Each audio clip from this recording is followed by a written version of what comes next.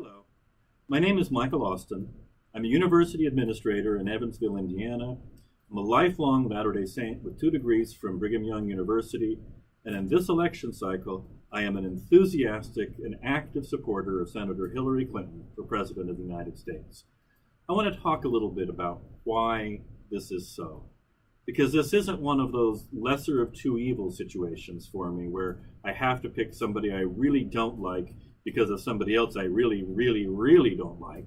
I'm not supporting Hillary because I think that if her opponent wins, our country is going to be headed for disaster. I'm supporting her because I believe that she has the experience and the leadership and the unique mix of characteristics that are necessary to be the President of the United States at this time.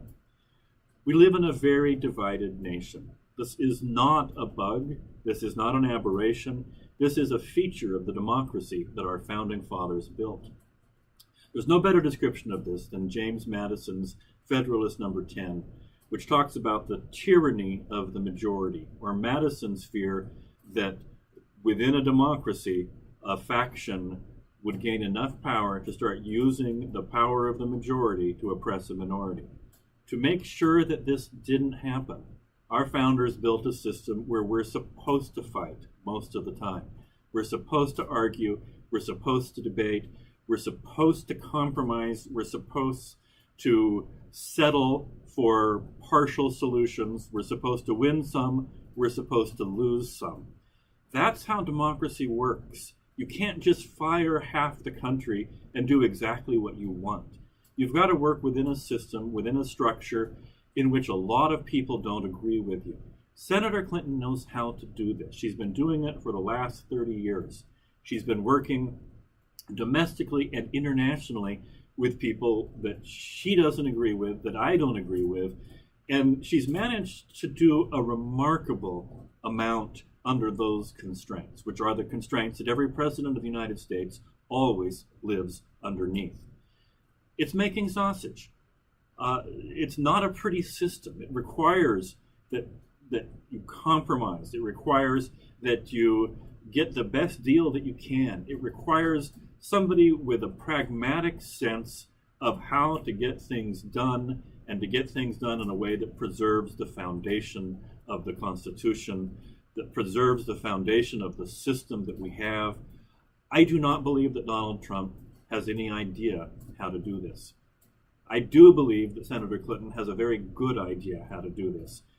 She's been doing it for most of her career, and a lot of the things that have happened haven't been pretty. That's how democracy works. That's how sausage gets made. It's not always beautiful. It's not always what you or everybody else wants. It's a lot of compromise. It's a lot of deal making. It's a lot of settling for what's possible. That's how we move forward. That's how we have always moved forward as a country, as a democracy in the world. Hillary knows how to do this. She's been subject to unprecedented scrutiny a lot of times for the kinds of things that make her an effective leader. She's been the presumptive Democratic nominee for the last 8 years and has been investigated numerous times by Congress for things that have to do with her pragmatic leadership style, that have to do with her ability to move within a oppositional system. And she's come through this, I think, unscathed. She's come through this with the grace and the dignity that I expect my president to have. She's emerged as exactly the right person to lead our nation through the next 4 years. And I plan to do everything that I can in my power to make sure that that happens.